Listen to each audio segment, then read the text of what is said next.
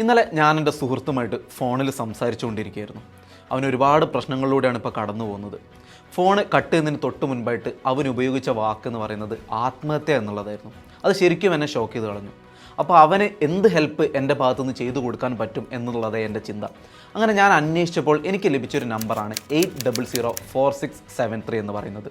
ഇത് UAE അധികൃതർ തന്നെ പുറത്തു വിട്ടിട്ടുള്ള നമ്പറാണ്. അപ്പോൾ നമുക്കറിയാം, നമുക്കൊരു പ്രശ്നങ്ങളോ എന്തെങ്കിലും കാര്യം വരുന്ന സമയത്ത് നമുക്ക് ഇതിൽ എക്സ്പെർട്ടീസ് ആയിട്ടുള്ള ഒരാളുടെ സഹായം നിർബന്ധമാണ്. അങ്ങനെ ഞാൻ ഈ നമ്പർ അവന് കൊടുക്കുകയും അവരെ കോൺടാക്ട് ചെയ്യുകയും ഇപ്പോൾ അവൻ്റെ മൈൻഡ് കുറച്ചൊക്കെ ഒന്ന് റെഡിയായി വരുന്നുണ്ട്.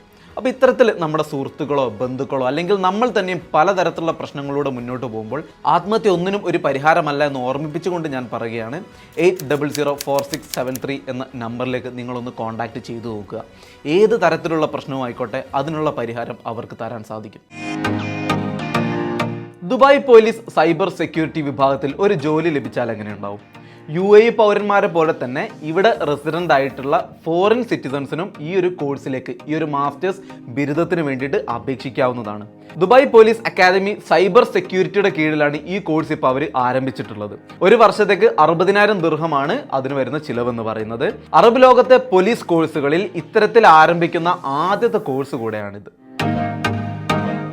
ഇന്നത്തെ വിനിമയ നിരക്ക് നോക്കുകയാണെങ്കിൽ ഒരു ദിർഹത്തിന് 23.86 രൂപ ലഭിക്കും. ഈ മാസം 23.91 രൂപ വരെ ലഭിച്ചിട്ടുണ്ടായിരുന്നു.